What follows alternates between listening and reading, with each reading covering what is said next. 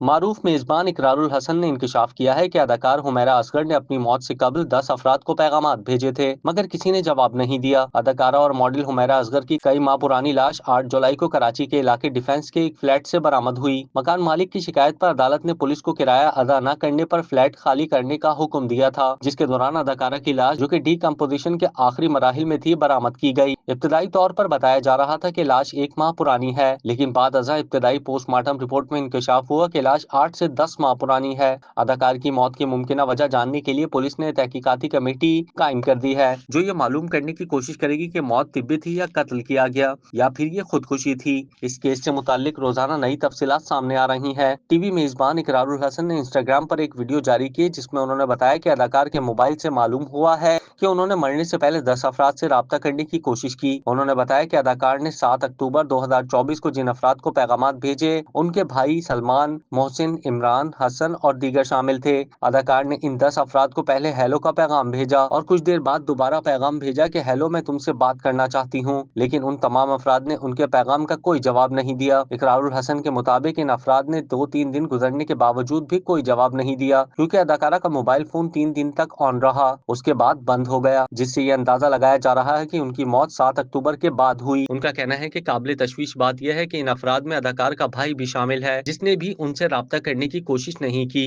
اقرار الحسن نے مزید بتایا کہ پولیس کی اب تک کی تحقیقات کے مطابق اداکارہ کے کمرے سے متصل غسل خانے میں سرف میں بھیگے ہوئے کپڑے موجود تھے۔ تحقیقات میں یہ بات سامنے آئی کہ کپڑے اتنے ماہ گزرنے کے بعد پھٹنے لگے تھے اور ان میں موجود پانی بھی خشک ہو گیا تھا۔